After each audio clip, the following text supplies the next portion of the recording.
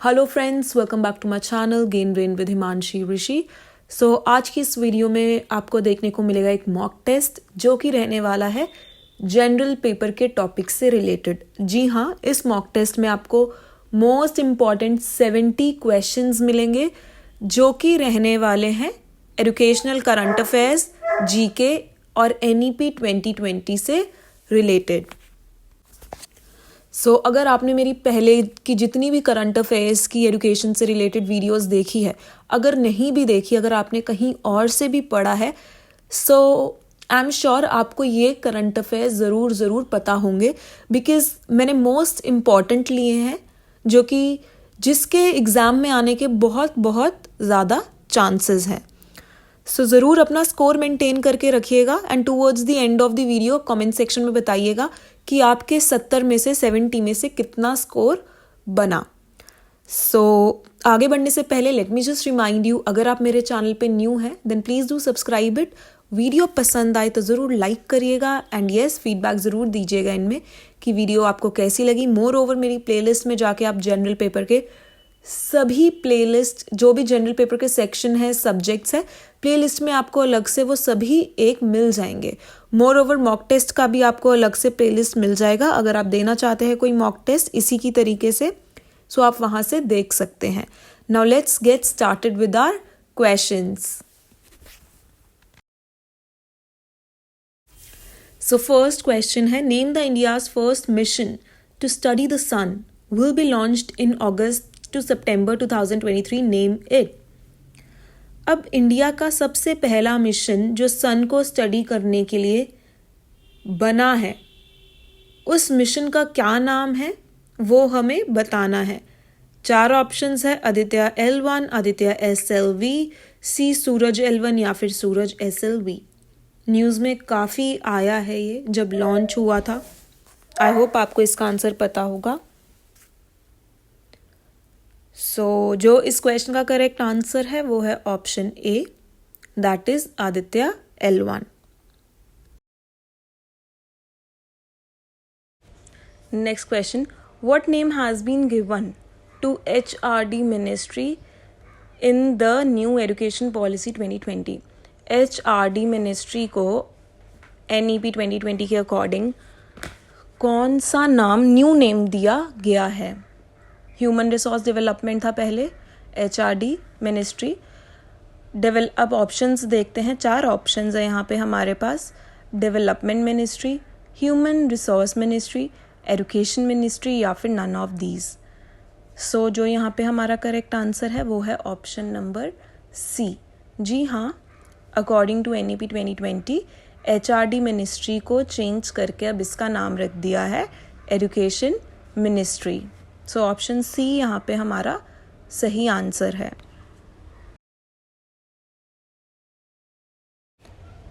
In new education policy 2020 from which class vocational classes will start.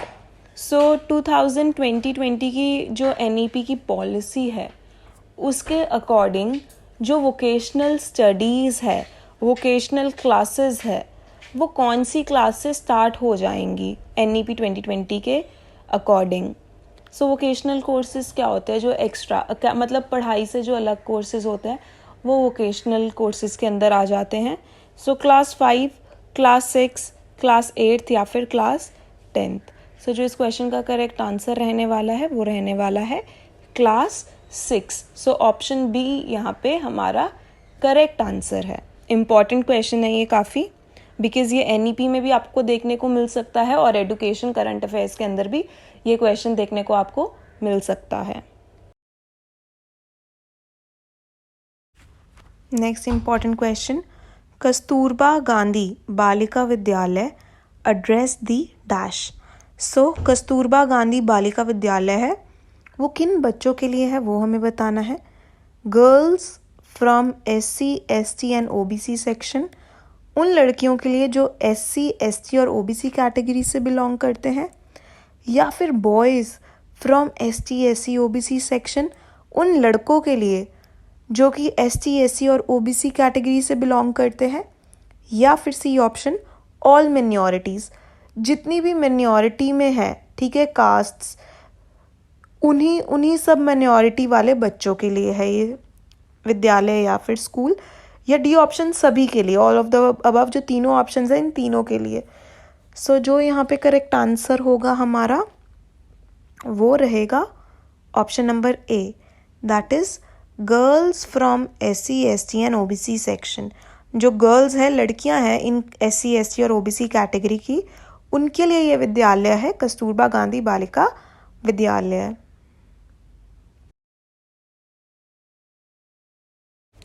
Next question. Which book got the International Booker Prize in 2023? International Booker Prize किस book को मिला है? Booker prize basically literature, English literature का prize है जो कि novels या किसी भी अच्छे वर्क को दिया जाता है। सो 2023 में ये किस बुक को दिया गया है? हमें उस बुक का नाम बताना है। स्टिलबॉर्न, स्टैंडिंग हैवी, बोल्डर या फिर टाइम शेल्टर। सो जो इस क्वेश्चन का करेक्ट आंसर रहने वाला है वो रहने वाला है option number D, that is time shelter. इस बार टाइम शेल्टर एक नॉवल है, उसको ये प्राइज दिया गया है, बुकर प्राइज। और ये किसने लिखा है वो हम आगे डिस्कस करते हैं, बिकॉज उससे भी आपको क्वेश्चन देखने को मिल सकता है कि ये वाला बुकर प्राइज किस राइटर को मिला है, तो वो हम आगे डिस्कस करते हैं in different question. Who edited National Genome Editing and Training Center, NGETC? So National Genome Editing and Training Center हाल ही में एडिट हुआ है, तो हमें बताना है किसने एडिट किया है।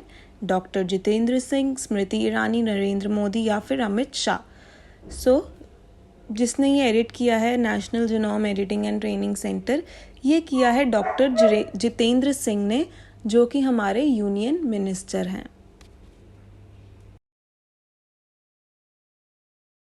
Next question, under the chairmanship of whom committee for evolution of the new education policy submitted its report in May 2016?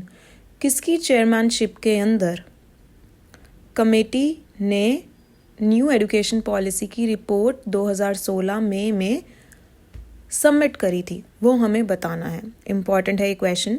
4 options है, देख लीजिए। Late Shri TSR Subramanian, next DRK Kasturi Rangan, C Reena Ray या फिर D श्री संजय धोत्रे। सो जो इस क्वेश्चन का करेक्ट आंसर है वो है A option, that is late Shri TSR Subramanyam. So इनकी चेयरमैनशिप के अंदर न्यू एजुकेशन पॉलिसी जिसको अभी हम पढ़ रहे हैं उसका मतलब ड्राफ्ट या फिर आप कह लो रिपोर्ट सबमिट किया था।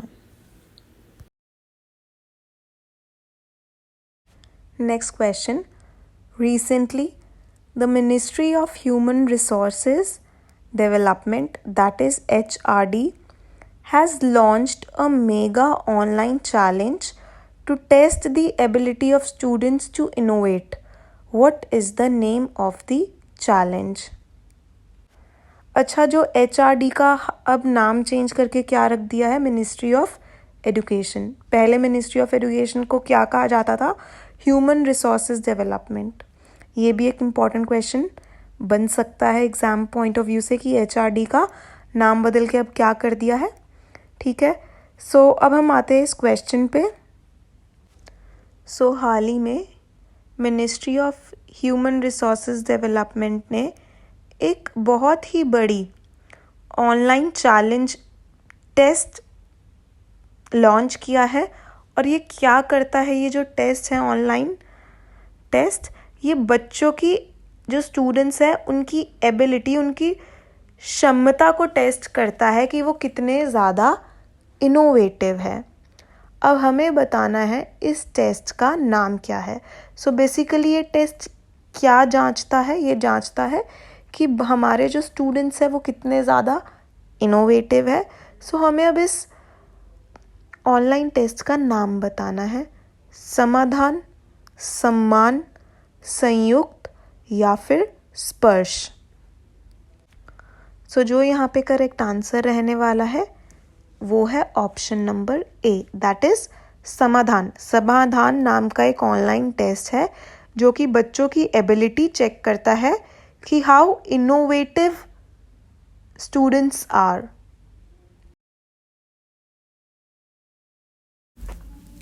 Next question. Which of the following is not the source of educational finance? हमें चार ऑप्शंस दिए हैं और हमें बताना है इनमें से ऐसा कौन सा एक टाइप का फंड है जो कि एजुकेशनल से रिलेटेड नहीं है। So public funds, local bodies fund, education cess या फिर रिलीफ फंड। मैं बताना चाहती हूँ ये प्रीवियस ईयर का क्वेश्चन है, एनवीएस में क्वेश्चन पूछा गया है एजुकेशनल करंट अफेयर्स के अंडर। सो ये इम्पॉर्टेंट क्वेश्चन है इसलिए मैंने रखा है।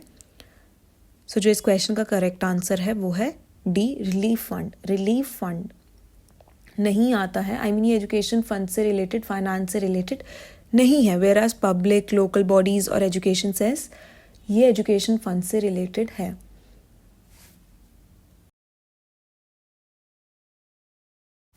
Next, who among the following was the chairman of newly constituted drafting NEP 2020 in June 2017? सो बहुत सिंपल बट इम्पॉर्टेंट क्वेश्चन है इसलिए ये यहाँ पे आपको दिख रहा है। इसमें हमें बताना है जो NEP 2020 है ये किसकी चेयरमैनशिप के अंडर बना है, फाइनलाइज्ड हुआ है, कॉन्स्टिट्यूट हुआ है। चार ऑप्शंस है, देखिए आप ऑप्शंस खुद से पढ़िए, फिर मैं आपको सीधा करेक्ट आंसर बताऊंगी।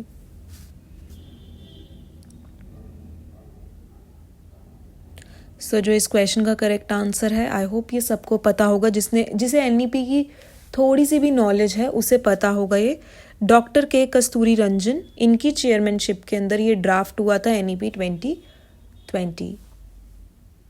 ड्राफ्ट का मतलब पूरा फाइनलाइज्ड हो गया था कि ये चीज़ें रखेंगे, ये चीज़ें हटाएंगे जो कि पुरानी उन्हें नहीं सही लग रही होगी, मतलब पूरा फाइनलाइज्ड हो गया था।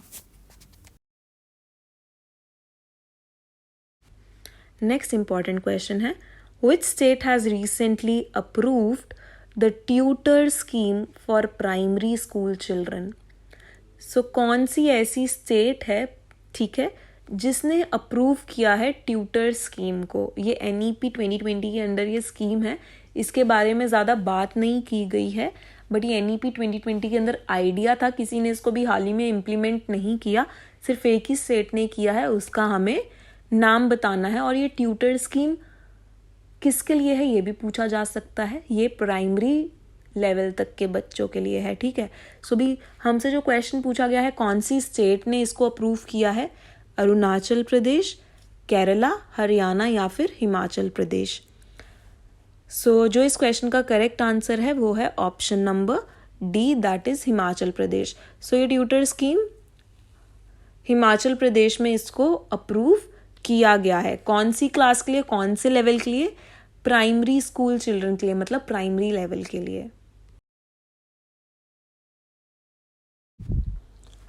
First important question, what is the main M of एक भारत श्रेष्ठ भारत?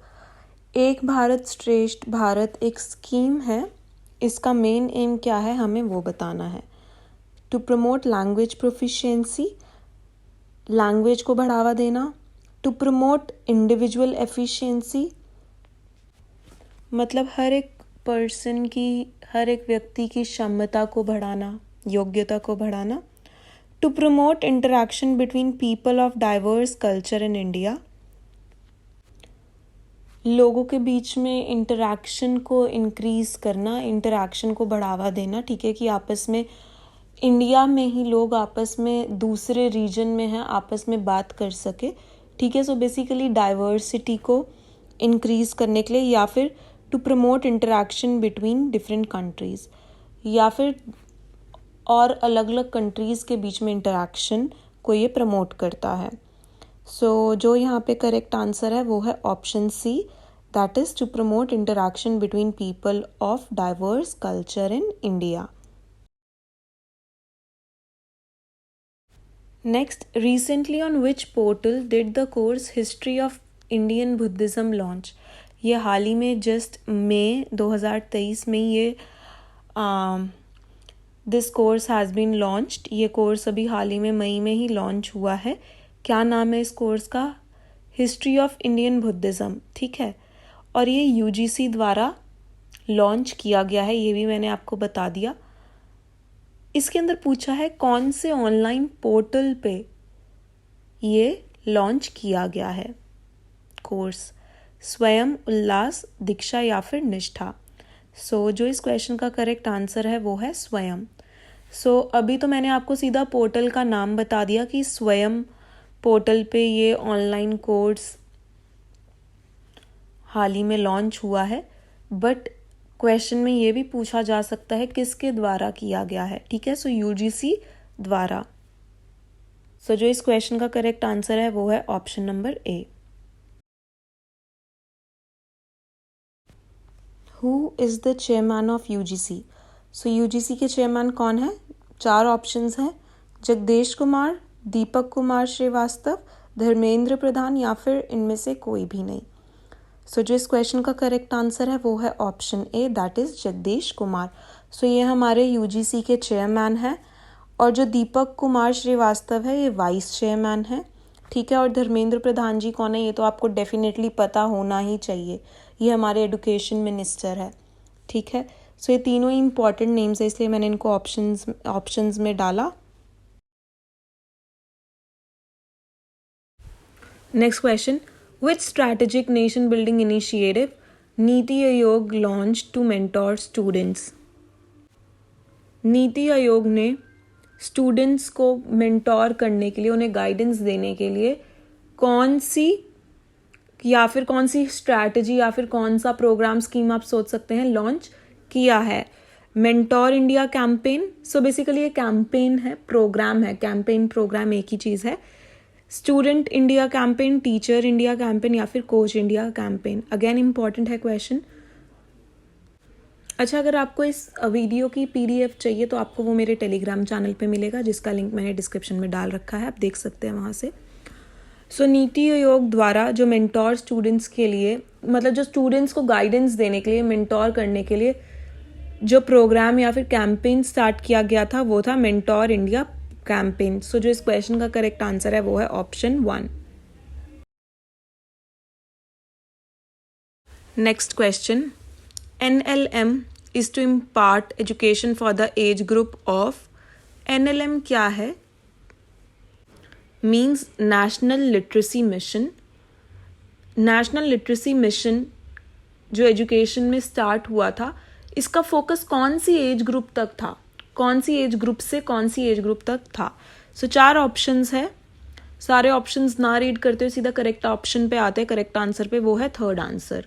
सो जो नेशनल लिटरेसी मिशन का ये एम था कि जो बच्चे 15 से 35 साल तक के बीच के हैं, बच्चे नहीं मतलब लोग, जो लोग 15 से 35 साल तक के बीच के हैं उन्हें लिटरेसी आनी चाहिए, दे शुड बी लिटरेट, वो लिटरेट होने चाहिए। लिटरेट क्या है? अपना नाम लिख सके, है ना। सो ये बहुत इंपॉर्टेंट क्वेश्चन है कि NLM की full form national literacy mission, age group पे कौन से पे फोकस किया है? 15 से 35, और एम क्या है कि इनको लिटरेट होना चाहिए, ठीक है, कि 15 से 35 साल का कोई भी व्यक्ति इलिटरेट ना रहे। नेक्स्ट, NAC मतलब national advisory committee was related to. ये नेशनल एडवाइजरी कमेटी किससे रिलेटेड है? हमें नीचे कुछ स्कीम्स कमेटीज दे रखी है तो हमें नाम बताना है। फर्स्ट है NEP 1968, सेकंड है NEP 1986, थर्ड मुदालियर कमीशन या फिर fourth Yashpal commission.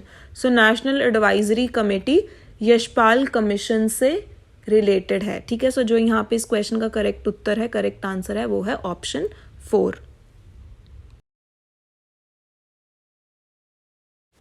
Next question, in India after independence which was the first education commission? Again important question है, इस वीडियो में सारे आपको इंपॉर्टेंट क्वेश्चन ही देखने को मिलेंगे।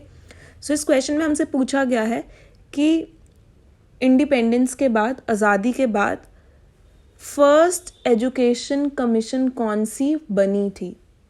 ठीक है, फर्स्ट एजुकेशन कौन सी बनी थी हमारी आज़ादी के बाद? सो इस कमीशन का नाम बताना है। 4 ऑप्शंस है, UGC, Mudaliar commission, Radhakrishnan commission या फिर कोठारी कमीशन।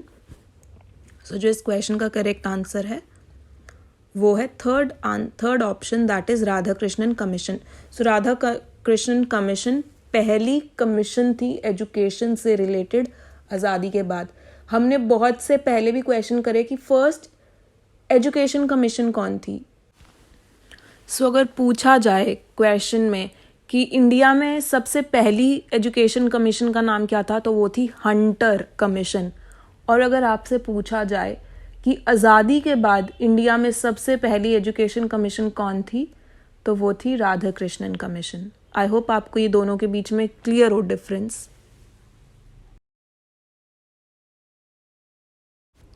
आगे बढ़ने से पहले let me just remind you, अगर आपको ये वीडियो अच्छी लग रही है, क्वेश्चंस अच्छे लग रहे हैं, मुझे कमेंट सेक्शन में बताइएगा। पढ़ती हूँ मैं आपके कमेंट्स, रिप्लाई भी करती हूँ एंड अच्छा लगता है आपके कमेंट्स पढ़ के। फीडबैक दीजिएगा। अगेन स्कोप ऑफ इम्प्रूवमेंट हमेशा रहती है, सो बताइएगा कहाँ पे स्कोप ऑफ इम्प्रूवमेंट है। Now moving on to the next question.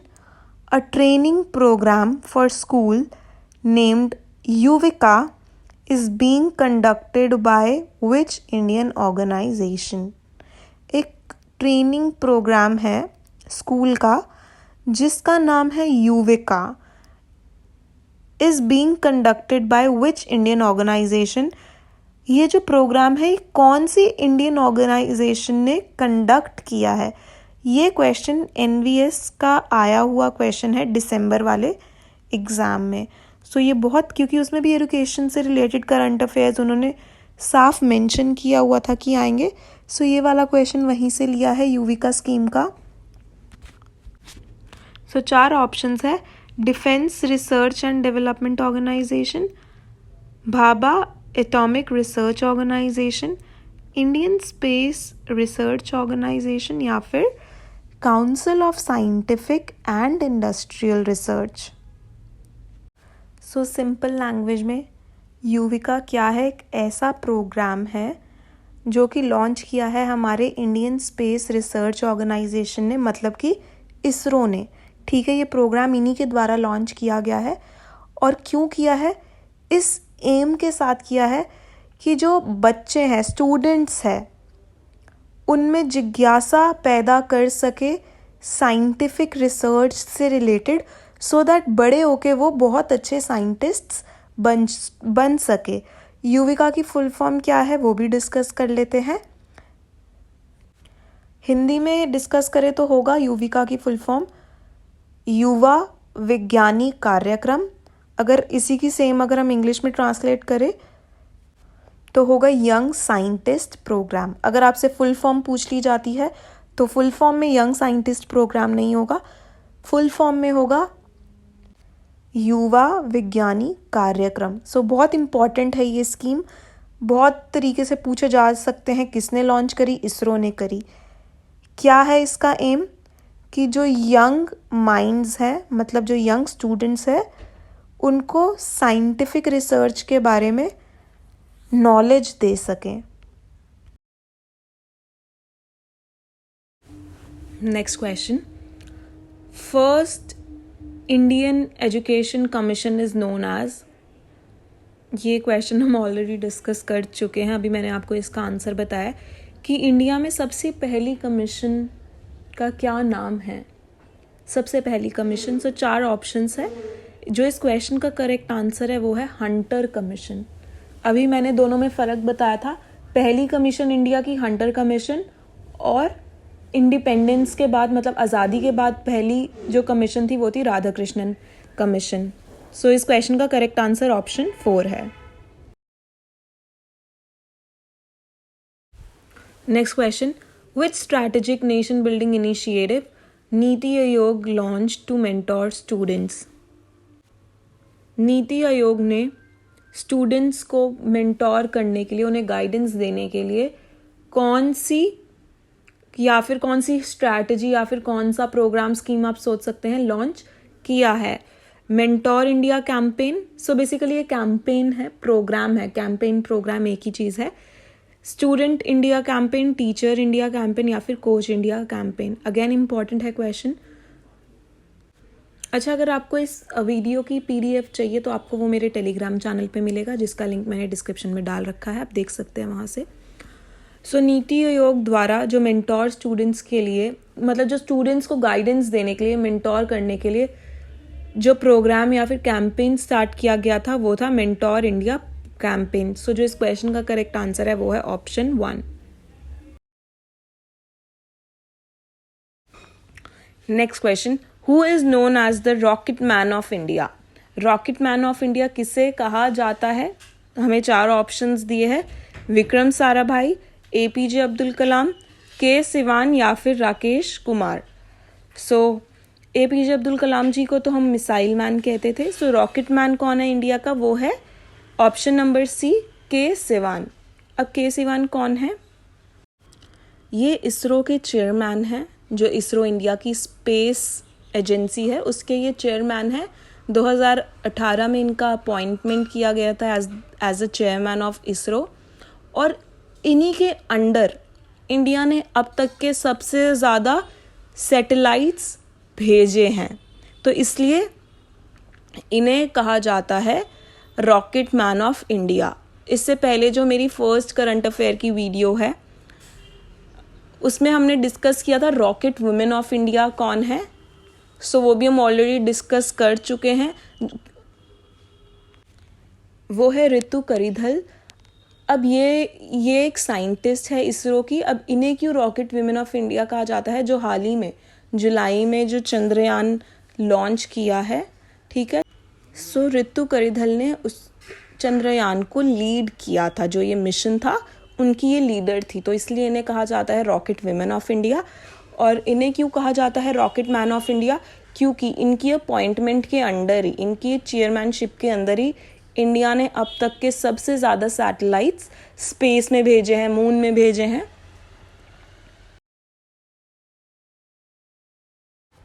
Next question, victory city book has recently been launched by. Victory city book ये किसने लिखी है, किसने लॉन्च करी है, वो हमें बताना है। शशि थरूर, सलमान रश्दी, किरण देसाई या फिर अरुंधति रॉय। सो हाल ही में ये विक्ट्री सिटी जो बुक है ये लॉन्च की गई है सलमान रश्दी द्वारा। सो जो इस क्वेश्चन का करेक्ट आंसर है वो है option number B। Next question, Svaya robotics unveils India's first homegrown quadruped robot and exoskeleton in which state? So Svaya robotics ने इंडिया का फर्स्ट क्वाड्रप्ड रोबोट बनाया है। अब क्वाड्रप्ड रोबो क्या होता है कि आप पिक्चर में देख रहे हैं, क्वाड मतलब 4, ठीक है, 4 पैरों वाला रोबोट। इससे पहले 2 पैरों वाला रोबोट तो पहले ही बन चुका है अलग अलग फॉर्म्स में। अब तो रेस्टोरेंट्स में भी एक रेस्टोरेंट है जहाँ पे रोबोट ही सर्व कर रहे हैं, बट सवाया रोबोटिक्स ने एक 4 पैरों वाला रोबोट बनाया है, ठीक है। हमें बताना है कौन सी स्टेट में बनाया है, ये क्वेश्चन है। तो आप पिक्चर में देख सकते हैं, ये है quadruped robot. So Hyderabad, new Delhi, west Bengal, Kerala. So जो इस क्वेश्चन का करेक्ट आंसर है वो है option number A, that is Hyderabad. So Hyderabad में हाल ही में बनाया ये रोबोट, और इसका काम क्या है? इसका काम है to help and strengthen the Indian army, ठीक है। जैसे कि आर्मी के जो लोग होते हैं उन्हें बहुत ज़्यादा सामान कैरी करके जाना होता है। सो बेसिकली ये उन्हें बहुत चलना पड़ता है, ज़्यादा उन्हें चलना ना पड़े, उसकी हेल्प के लिए इन्हें बनाया है। सो बेसिकली इनका काम क्या है? इंडियन आर्मी की हेल्प के लिए इस रोबोट को बनाया गया है। क्वेश्चन आ सकता है किसने बनाया है? सवाया रोबोटिक्स ने बनाया है। एम क्या है? इंडियन आर्मी को हेल्प करने के लिए कि लॉन्ग डिस्टेंस पे वॉकिंग के लिए, बेसिकली ये एम है इसका। कौन सी जगह? हैदराबाद में।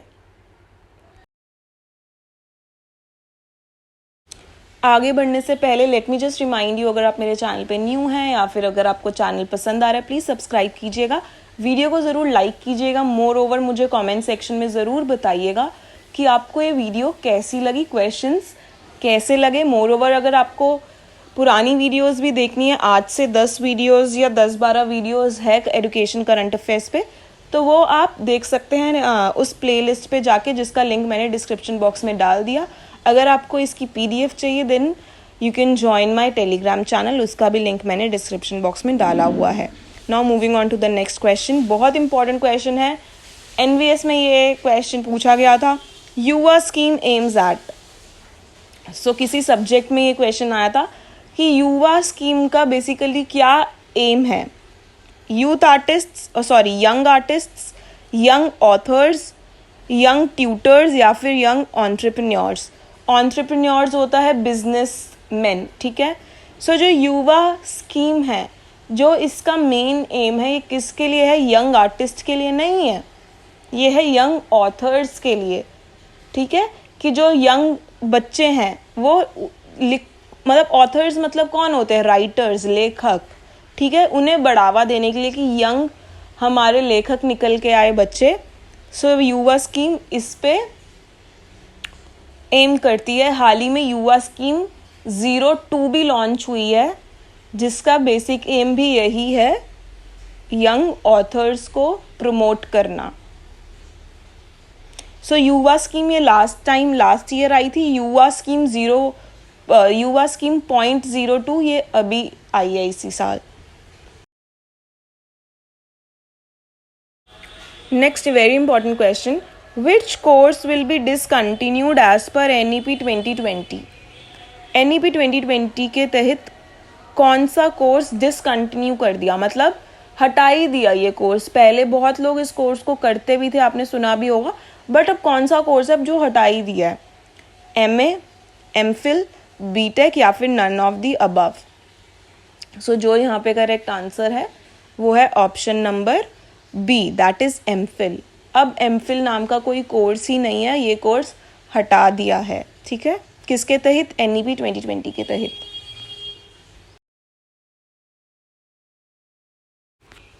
Next question, what is the main M of the new portals introduced by UGC named उत्साह एंड POP।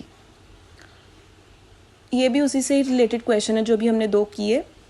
अब क्वेश्चन कैसे भी पूछा जा सकता है एग्जाम में, मैं आपको बार बार ही बोलती हूँ घुमा फिरा के, या तो आपसे उन दोनों पोर्टल्स का नाम पूछ ले, या तो सिर्फ POP की फुल फॉर्म पूछ ले, क्योंकि उत्साह की कोई ऐसा सच फुल फॉर्म है नहीं। मेन क्वेश्चन यहाँ बनता है कि इन दोनों पोर्टल्स का एम क्या है, ठीक है, किस एम के साथ इन्हें लॉन्च किया है। सो अगेन 4 ऑप्शंस है, to strengthen and support the implementation of NEP, जो NEP को इम्प्लीमेंट किया जाएगा उसको सपोर्ट करना, ठीक है।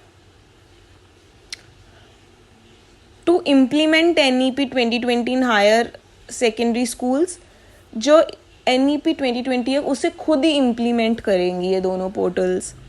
To look after the result of higher secondary schools, या फिर ये कोशिश करेंगी जो हायर सेकेंडरी स्कूल्स का रिजल्ट अच्छा है। To strengthen the result of UGC net candidates, या फिर जो UGC नेट के कैंडिडेट्स हैं उनका रिजल्ट पे इनका मेन फोकस है। सो जो यहाँ पे करेक्ट आंसर रहेगा वो रहेगा option A, that is to strengthen and support the implementation of NEP 2020। So अभी हाल ही में NEP 2020 कई जगह मतलब आ चुका है स्कूल्स में अभी, बट हर जगह नहीं ये NEP के हिसाब से चीज़ें चल रही है, अभी भी पुराना ही करिकुलम फॉलो हो रहा है। सो बेसिकली जो UGC का ये जो 2 पोर्टल्स है ये इसे हेल्प करती है, इसे सपोर्ट करती है, ना कि खुद इम्प्लीमेंट करेगी NEP 2020 को, इसे हेल्प और सपोर्ट करेगी इसके इम्प्लीमेंटेशन में, ठीक है। सो हमें स्ट्रेंथन एंड सपोर्ट याद करना है ऑफ NEP 2020।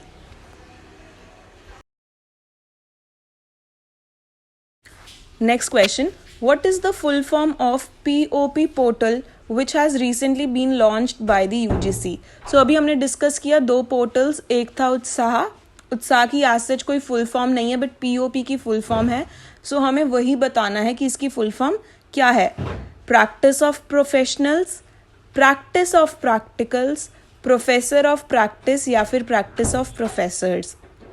सो चारों ही ऑप्शंस बहुत कंफ्यूजिंग है, यहाँ पे हम कंफ्यूज्ड हो सकते हैं, बट अगर हमें ऑलरेडी आंसर पता है we will not get confused. So जो यहाँ पे करेक्ट आंसर है वो है option number C, that is professor of practice. So POP की जो फुल फॉर्म है वो है professor of practice. Next question. The Ministry of Education recently organized a workshop in which state or UT with the objective of unifying school examination board across different states and UTs. So हाल ही में एक board exam से related कहीं meeting रखी हुई थी, वो उस जगह का हमें बताना है कि वो जो मीटिंग थी वो कौन से स्टेट या फिर UT में रखी गई थी और उसका मेन एम या फिर ऑब्जेक्टिव क्या था कि जैसे अब हर एक स्टेट का अपना अपना खुद का बोर्ड है, राइट, दिल्ली का, हरियाणा का, राजस्थान का, सो हर किसी बोर्ड का अलग अलग सिलेबस है। सो इस एम के साथ रखा गया था कि जो 10th का बोर्ड है वो यूनिफाई कर दे। यूनिफाई मतलब हर एक स्टेट के लिए सेम सा बोर्ड रख दे, ठीक है। तो ये मेन ऑब्जेक्टिव था इस मीटिंग का। सो 4 ऑप्शन है, कौन सी जगह में रखी गई थी वो आपको बताना है, महाराष्ट्र, उत्तर प्रदेश, हरियाणा या फिर new Delhi. So I hope आपने अपना आंसर अब चूज कर लिया होगा। सो जो इस क्वेश्चन का करेक्ट आंसर है that is the D option, new Delhi. So new Delhi में ये मीटिंग रखी गई थी। काफ़ी ज़्यादा इम्पॉर्टेंट क्वेश्चन है ये। What is the full form of Parak in NEP 2020? NEP 2020 भी हमारे एग्ज़ाम में आ रहा है 5 नंबर का। बहुत सिंपल ईजी टॉपिक है, बहुत बड़ा नहीं है। अगर आप उसको अच्छे से पढ़ोगे definitely you will be able to score 5 marks there. NEP 2020 के ऊपर मैंने 2-3 वीडियोस बना रखी है। अगर अभी तक आपने वो वीडियो नहीं देखी then please do watch it. उसका डिस्क्रिप्शन बॉक्स में मैंने लिंक डाल दिया है। उसमें हमने ऑलमोस्ट सब कुछ ही कवर कर रखा है। NEP क्या है, MCQs NEP से रिलेटेड जितने भी बन सकते हैं। देन FLN एक अलग टॉपिक है। NEP के अंदर सबसे बड़ा टॉपिक है FLN। KVS वालों बच्चों ने पढ़ा होगा ये टॉपिक, जो एस्पिरेंट्स थे KVS के, उन्होंने अलग से FLN का टॉपिक दिया हुआ था। उस पर भी मैंने 2 से 3 वीडियोस बनाई हैं। बहुत अच्छे से एक्सप्लेन किया है कि FLN है क्या, क्या उसका काम है, एम है, ऑब्जेक्टिव्स है, ठीक है। सो अभी आते हैं परख की तरफ कि परख है क्या NEP 2020 के अंदर। Performance assessment, review and analysis of knowledge for holistic development, performance analysis, assessment, review and assessment of knowledge for holistic development, performing, analyzing, assessing, reviewing and assessing knowledge for holistic development. So आप देख सकते हैं सारे ही जो options है एक दूसरे से काफ़ी ज़्यादा मिलते जुलते हैं, राइट। सो यहाँ पे कंफ्यूज हो जाते हैं, बट हमें कंफ्यूज नहीं होना, बिकॉज अगर आपको आंसर पता है आप 2 सेकंड में मार्क कर लोगे। सो परख की जो फुल फॉर्म है वो है performance assessment, review and analyse of knowledge for holistic development. और ये इसका जो करेक्ट आंसर है वो है ऑप्शन नंबर ए। परख बहुत इंपॉर्टेंट है, इसकी फुल फॉर्म आप ज़रूर याद रखिएगा। NVS वाला सिलेबस है। NVS में एडुकेशन करंट अफेयर्स में 1-2 क्वेश्चंस आए थे जिसमें सीधा सीधा फुल फॉर्म ही पूछ रखी थी। एक FLN की फुल फॉर्म क्या है, जैसे कि परख की तो नहीं आई है, बट और भी निपुण की आई थी। यस, निपुण भी NEP 2020 का पार्ट है और ये करंट अफेयर्स के अंदर ही आता है कि निपुण की क्या फुल फॉर्म है। सो ऐसे ही आपको क्वेश्चंस देखने को मिल सकते हैं। What is the aim of Parakh programme. अभी हमने डिस्कस किया कि परख की फुल फॉर्म क्या है। अब हमें ये भी पता होना चाहिए कि जो ये परख प्रोग्राम है किसके अंदर है। NEP जो न्यू पॉलिसी है 2020 उसके अंदर ये न्यू प्रोग्राम है। तो इसका काम क्या है, इसका मेन एम क्या है। 4 ऑप्शंस है। To end the rote learning, rote learning मतलब रट्टेबाजी को ख़त्म करना। To monitor learn and assess all recognized school boards in India.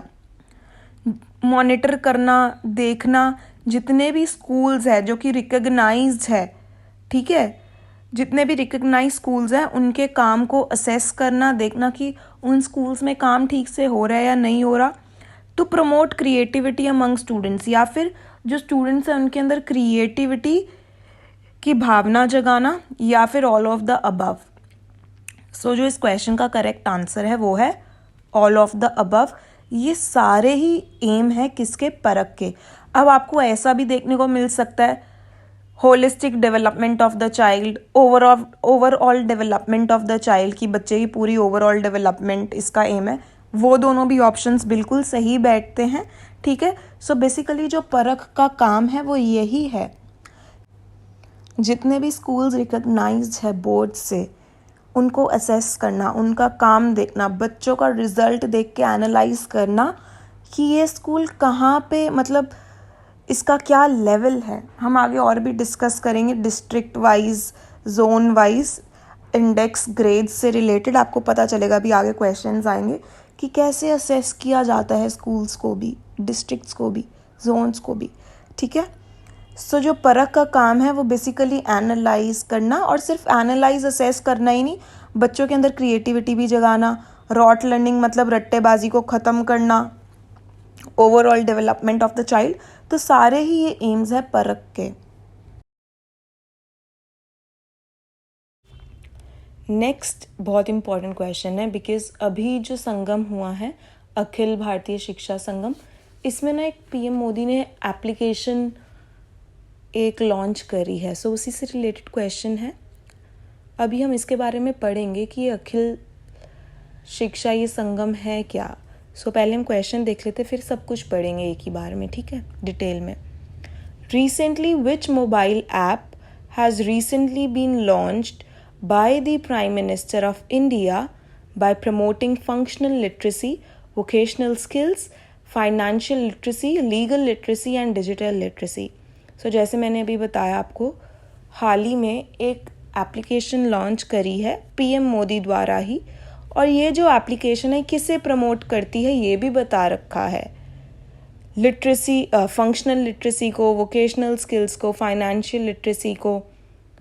Financial literacy क्या होती है, फाइनेंशियल मतलब पैसे से रिलेटेड. सो जो पैसे से रिलेटेड पढ़ाई लिखाई या फिर वो होते, उसे हम कहते हैं फाइनेंशियल. पढ़ाई मतलब पैसे से रिलेटेड नॉलेज.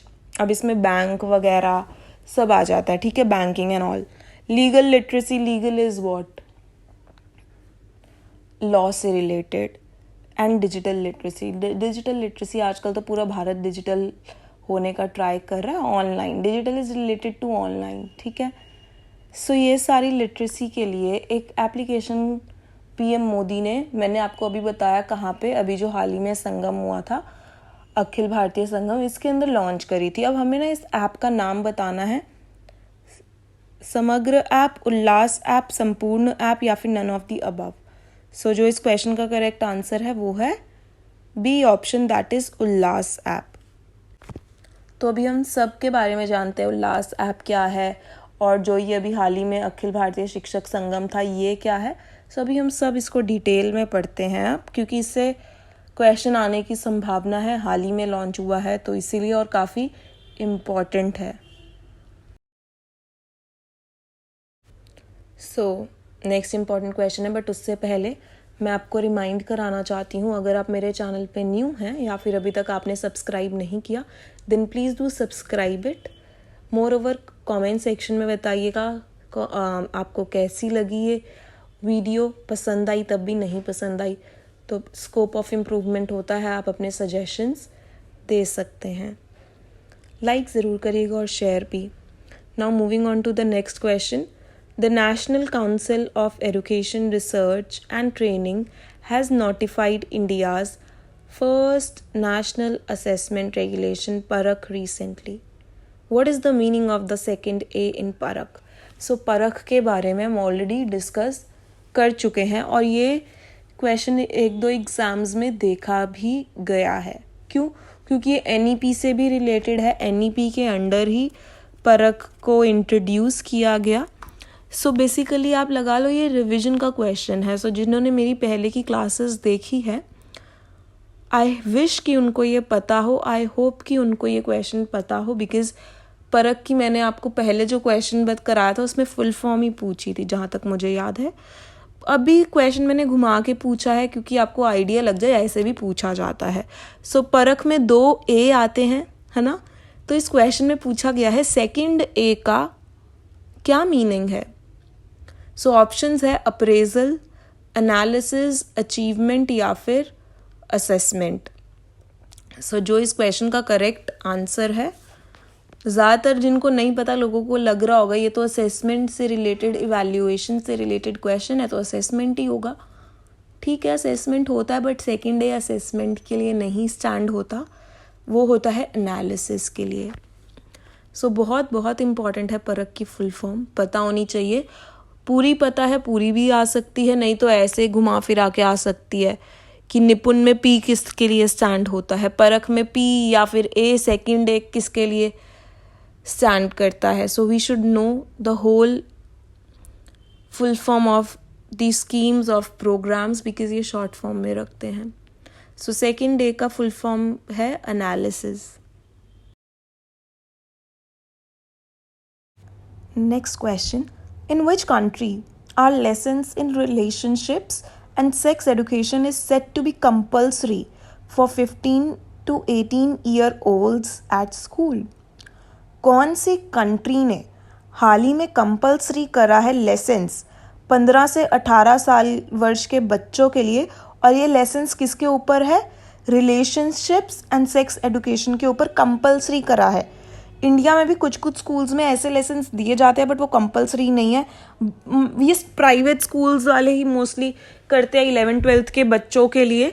बट एक ऐसी कंट्री है जिसने हाल ही में कंपल्सरी ही कर दिया है कि 15 से 18 वर्ष तक के बच्चों को ये लेसन स्कूल में देने ही देने हैं। सो ऐसी कौन सी कंट्री है? 4 ऑप्शंस है, इंपॉर्टेंट क्वेश्चन है ये। जापान, आयरलैंड, फिनलैंड या फिर पोलैंड। सो जो इस क्वेश्चन का करेक्ट आंसर है वो है option number B, that is Ireland. So Ireland ने ऐसे lessons on relationships and sex education पे कंपल्सरी करे है। तो क्वेश्चन घुमा फिरा के पूछा जा सकता है। मैंने इसमें कंट्री से रिलेटेड डाला है, घुमा फिरा के एज से रिलेटेड पूछ सकते हैं, या फिर लेसन पूछ सकते हैं कौन से लेसन्स है। ठीक है, 4 ऑप्शंस में दे देंगे। एक ऑप्शन रहेगा रिलेशनशिप एंड सेक्स एजुकेशन, तो आपको उसको मार्क करना है। सो क्वेश्चन आपको घुमा फिरा के कैसे भी पूछा जा सकता है। So you should know everything about the question.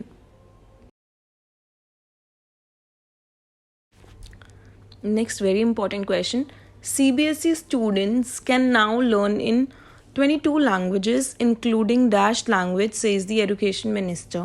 बहुत important question है ये। सबसे पहले तो एजुकेशन मिनिस्टर के बारे में पता होना चाहिए कि कौन है वो, अगर हम एजुकेशन से रिलेटेड करंट अफेयर्स पढ़ रहे हैं। सो धर्मेंद्र प्रधान जी हमारे एजुकेशन मिनिस्टर हैं। सो क्वेश्चन क्या कह रहा है? CBSE students can learn in 22 languages. जो CBSE के स्टूडेंट्स हैं अब वो 22 लैंग्वेजेस में पढ़ सकते हैं, अपनी मातृभाषा में पढ़ सकते हैं। इससे पहले जो उन्हें एग्ज़ाम देने होते थे वो हिंदी या इंग्लिश में देने होते थे। जो मीडियम ऑफ लैंग्वेज था हिंदी था या फिर इंग्लिश था। अब धर्मेंद्र प्रधान जी ने हाल ही में बोला है कि बच्चे अपनी मदर टंग में पढ़ सकते हैं, और ये 22 लैंग्वेजेस जो शेड्यूल में हैं उन्हीं 22 लैंग्वेज में ये एग्ज़ाम कंडक्ट कर सकते हैं अपना। ठीक है, सो इन चारों में से कौन सी ऐसी लैंग्वेज है जिसमें बच्चा एग्ज़ाम दे सकता है? सो 4 ऑप्शंस है हमारे पास यहाँ पे, फ्रेंच, भोजपुरी, उड़िया या फिर none of the above. So जो यहाँ पे हमारा करेक्ट आंसर है वो है ऑप्शन नंबर सी, उड़िया। सो उड़िया में भी अब बच्चा अपना एग्ज़ाम दे सकता है, और ये हाल ही में किसने बोला है? एजुकेशन मिनिस्टर ने। आगे बढ़ने से पहले let me just remind you, ये मेरी 5th वीडियो है करंट अफेयर्स के ऊपर एजुकेशन से रिलेटेड। इससे पहले और भी वीडियोस मैंने डाली हैं, अगर अभी तक आपने वो नहीं देखी हैं सो मैंने पूरी प्लेलिस्ट डाल दी है जिसमें आपको बहुत सी एजुकेशन से रिलेटेड, NEP से भी रिलेटेड आपको वीडियोस मिल जाएगी एक प्लेलिस्ट के अंदर। वो लिंक मैंने डिस्क्रिप्शन बॉक्स में डाल दिया है, सो आप वहाँ से देख सकते हैं।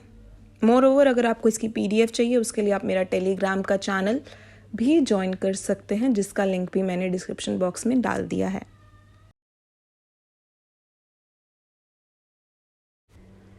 Next question, the department of school education and literacy has taken step towards improving the education system among which of the following? The department of school education and literacy ने एक न्यू स्टेप लिया है improve करने को education में। Basically किस level पे, वो किस लेवल पे ग्रेड्स देंगे हमें ये बताना है। Performance grading index for cities, performance grading index for zones, performance grading index for districts या फिर performance grading index for states. So जो इस क्वेश्चन का करेक्ट आंसर रहने वाला है वो है option number C, that is performance grading index for districts. ये कोविड के बाद ही आया है department of school education and literacy की तरफ से, और इनका मेन एम क्या है कि एजुकेशन को इम्प्रूव करना। किस लेवल पे, डिस्ट्रिक्ट वाइज, और डिस्ट्रिक्ट वाइज उन्हें ग्रेड्स देना, जिसमें आपको 10 तरीके के ग्रेड्स दिखेंगे। हम आगे ही इसको और डिटेल में डिस्कस करेंगे क्योंकि ये one of the most important questions है, न्यूज़पेपर में भी आया है इसके बारे में। और अभी पिछले 2 सालों से जो हाईएस्ट ग्रेड है वो किसी भी डिस्ट्रिक्ट को अभी नहीं मिला है। सो इसको इसलिए डिस्कस कर लेते हैं और अच्छे से। Next question, what is the purpose of imprint India? Imprint India का पर्पस क्या है ये हमें बताना है। तो 4 ऑप्शंस हैं। Include scientific temper among students, कि जो बच्चे हैं उनके अंदर साइंटिफिक जो चीज़ें हैं, साइंटिफिक जिज्ञासा जगाने वाली, इसका ये मेन एम ये है कि जो बच्चे हैं हमारे स्कूल के उनके अंदर साइंटिफिकली जिज्ञासा बढ़े। ठीक है।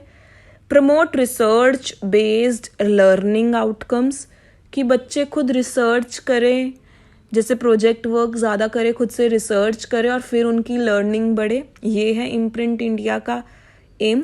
या फिर सॉल्व मेजर टेक्नोलॉजिकल चैलेंजेस, या फिर जो टेक्नोलॉजिकल चैलेंजेस हैं वो खुद से सॉल्व कर पाएँ, या फिर ऑल ऑफ द अबव, या फिर ये तीनों ही इनके एम हैं। सो जो इम्प्रिंट इंडिया का एम है वो है to solve major technological challenges. So option C यहाँ पे हमारा करेक्ट आंसर रहेगा कि बच्चे टेक्नोलॉजिकल चैलेंजेस सॉल्व कर सकें। So correct answer is C option. First question, which state government launched its first major education project, Schools of Eminence? So ऐसा कौन सा राज्य है, कौन से राज्य की गवर्नमेंट है जिसने एक बहुत ही इम्पॉर्टेंट, बहुत ही बड़ा एक एजुकेशन से रिलेटेड प्रोजेक्ट स्टार्ट किया है जिसका नाम है स्कूल ऑफ एमिनेंस। सो हमें उस राज्य का नाम बताना है जहाँ पे स्कूल ऑफ एमिनेंस स्टार्ट किया गया है। मतलब अभी प्रोजेक्ट स्टार्ट हुआ नहीं है, इसके बारे में बात हुई है। उत्तर प्रदेश, पंजाब, हिमाचल प्रदेश, तमिलनाडु। सो हाल ही में ही स्कूल ऑफ एमिनेंस के बारे में बहुत बात की गई है, और ये कौन से राज्य में की है? ये की है पंजाब में। सो जो इस क्वेश्चन का करेक्ट आंसर है वो है पंजाब, ऑप्शन नंबर बी। अब हम जान लेते हैं कि ये स्कूल ऑफ एमिनेंस है क्या। अभी हमने जाना पंजाब में इसके बारे में चर्चा हुई है, बट ये है क्या ये भी पता होना चाहिए।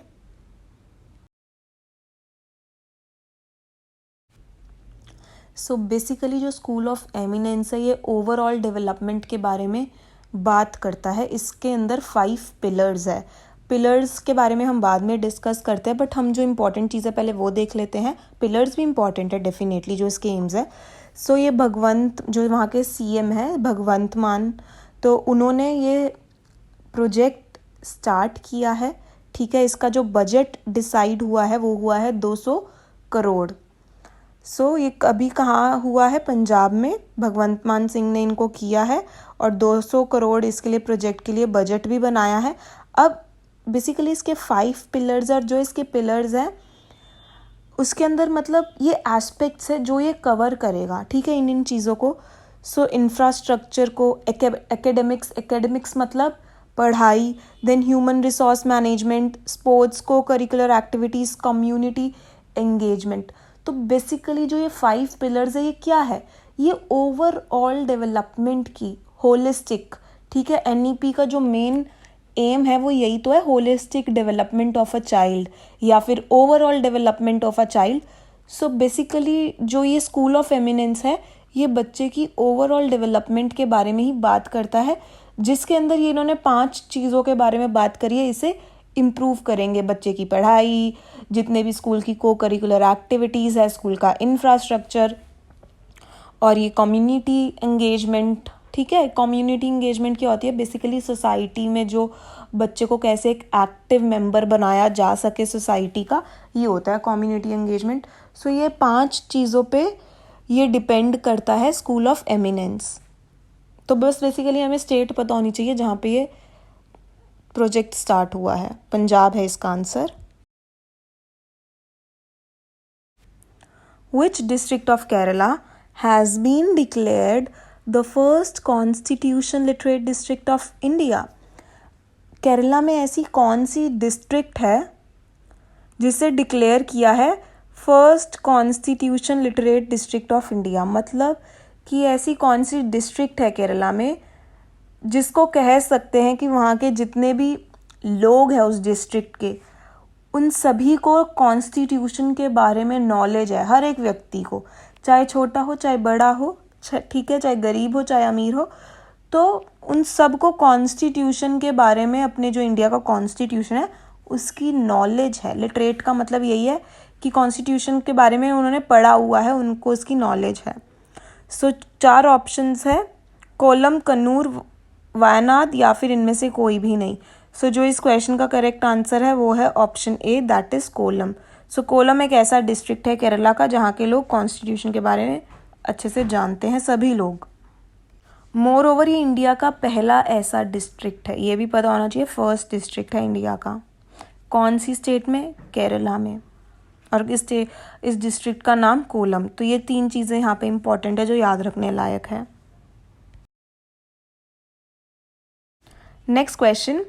अच्छा, वन मोर थिंग, अगर आपको इस वीडियो की PDF चाहिए इन क्वेश्चंस की, तो उसके लिए आप मेरा टेलीग्राम चैनल भी ज्वाइन कर सकते हैं, जिसमें मैं अपनी हर एक वीडियो की PDF अपलोड करती हूँ 2-3 दिन बाद। सो नेक्स्ट क्वेश्चन की ओर चलते हुए, on 3 August 2023 union minister for education and union minister for external affairs have collaboratively inaugurated which portal to offer comprehensive information about higher education institutions in India? So ये हाल ही की ही news आप देख सकते हैं, 3 अगस्त की 2023 की। यूनियन मिनिस्टर और मिनिस्टर ऑफ एक्सटर्नल अफेयर्स ने कोलैबोरेशन मतलब एक साथ इन्होंने ना एक पोर्टल को इनॉग्रेट किया है, ठीक है। अब हमें इस पोर्टल का नाम बताना है और ये पोर्टल का काम क्या है वो भी हम डिस्कस कर लेते हैं, क्योंकि इस क्वेश्चन में गिवन है comprehensive information about higher education institutions in India. So ये एक ऐसा पोर्टल है जो कि हायर एजुकेशन के बारे में बात करता है इंडिया की, जिसमें हायर एजुकेशन के अलग अलग कोर्सेज है। सो हाल ही में union minister of education and ministry of external affairs ने इसको कोलैबोरेटिवली एक पोर्टल लॉन्च किया है। तो इसका नाम क्या है देखते हैं। Let's study portal, study in India portal, Swayam portal या फिर Ullas portal. So the correct answer to this question is the A option, that is let's study portal. So basically इस पोर्टल का काम क्या है, ये एक ऐसा ऑनलाइन पोर्टल है जो कि हायर एजुकेशन जो इंडिया में ऑफर किए जाते हैं, ठीक है, कोर्सेज आगे की पढ़ाई के लिए, हायर एजुकेशन के लिए, वो सारे ही कोर्सेज, उनके रेट्स, कौन से इंस्टीट्यूशन में ये कोर्स है, इसके बारे में जानकारी देता है। तो इसके बारे में और अच्छे से पढ़ लेते हैं। खैर, next, who has recently inaugurated the Samvidhan Udyan at Raj Bhavan in Jaipur. So Jaipur में हाल ही में संविधान उद्यान किसने इनॉग्रेशन करी है इसकी, द्रौपदी मुर्मू ने, नरेंद्र मोदी ने, अमित शाह ने या फिर धर्मेंद्र प्रधान ने? सो जो इस क्वेश्चन का करेक्ट आंसर है वो है option number A, that is Draupadi Murmu. So basically Samvidhan Udyan है क्या? ये एक सोलर, बहुत ही बड़ा सोलर प्रोजेक्ट है, ठीक है, जो कि अभी हाल ही में इसका इनॉग्रेशन हुआ है। सो ये क्वेश्चन मैंने इसलिए रखा है, इंपॉर्टेंट करंट अफेयर है आजकल सोलर लाइट के बारे में, सोलर से जो चलने वाली चीज़ें हैं, सोलर इलेक्ट्रिसिटी के बारे में बहुत बात होती है। सो ये हाल ही में चीज़ हुई है तो हमें इसके बारे में भी पता होना चाहिए।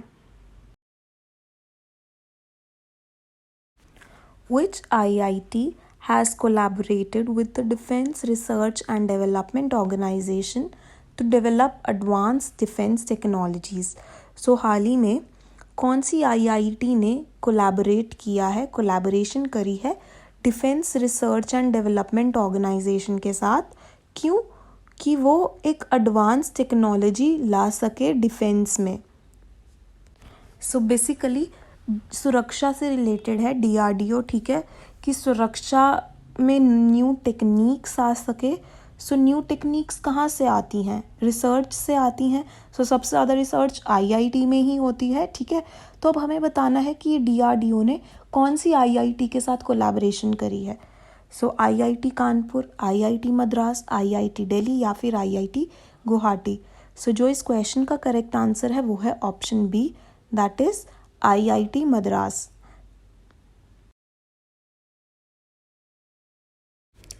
Next important, very important question. Prime Minister has recently inaugurated which educational confluence in 2023? Confluence का मतलब होता है संगम। सो अभी हाल ही में कुछ दिन पहले ही हमारे जो प्राइम मिनिस्टर हैं, ठीक है, कौन है? नरेंद्र मोदी जी। उन्होंने कौन से एक एजुकेशनल संगम का इनॉग्रेशन किया था? वो उसका हमें नेम बताना है इस एजुकेशनल संगम का। ऑप्शन ए एजुकेशनल लीडर्स संगम, भारतीय शिक्षा संगम, निपुण भारत संगम या फिर अखिल भारतीय शिक्षा संगम। सो जो इस क्वेश्चन का करेक्ट आंसर है वो है D part, D option, that is Akhil Bharatiya Shiksha संगम। और हाल ही में ही इसका इनॉग्रेशन किया गया है। किसके द्वारा? ये भी इम्पोर्टेंट है, PM मोदी द्वारा। Next very important question, when is literacy day celebrated? Literacy day कब सेलिब्रेट होता है? हिंदी में हम बोलेंगे साक्षरता दिवस कब मनाया जाता है? 4 ऑप्शंस है, 8 सितंबर, 12 सितंबर, 15 सितंबर या फिर 20 सितंबर। सो डेज भी आपको बहुत अच्छे से पता होने चाहिए। डेज से भी क्वेश्चन देखा गया है पहले एग्ज़ाम में, ठीक है, NVS के, और ऐसा डे पूछा गया था। मैं ऐसी सारे सब्जेक्ट के क्वेश्चन पेपर देख रही थी। सो एक क्वेश्चन पेपर में था कि मिल्क डे कब सेलिब्रेट किया जाता है। सो मिल्क डे का तो बहुत दूर दूर तक लेना देना नहीं है एडुकेशन के करंट अफेयर से, ठीक है, सारे डेज एक बार ही देख लेना। बट जो एडुकेशन से रिलेटेड है, जैसे कि एडुकेशन डे कब बनाया जाता है, हिंदी डे कब बनाया जाता है, इंग्लिश डे कब बनाया जाता है, ठीक है, जो लिटरेसी डे साक्षरता दिवस कब बनाया जाता है, एडुकेशन से जो ये डेज है रिलेटेड, वो तो आपको बहुत अच्छे से पता होने चाहिए। सो जो लिटरेसी डे बनाया जाता है वो है 8 सितंबर को, मतलब 8 सितंबर को ये दिवस बनाया जाता है। अब एडुकेशन डे भी ना 2 बार ही होता है साल में। एक होता है नेशनल एडुकेशन डे, मतलब इंडिया में जो एडुकेशन डे बनाया जाता है वो होता है 11 नवंबर को, ठीक है। और वर्ल्ड में जो इंटरनेशनल एडुकेशन डे, इंटरनेशनली जो ग्लोबली एडुकेशन डे बनाया जाता है वो बनाया जाता है 24 जनवरी को, 24 जनवरी को बनाया जाता है इंटरनेशनल एडुकेशन डे, और नेशनल एडुकेशन डे बनाया जाता है 11 नवंबर को। सो इन चीज़ों को आप कहीं नोट डाउन कर लेना। लिटरेसी डे हो गया, international education day, national education day. So बहुत इंपॉर्टेंट है ये तीनों days exam point of view से।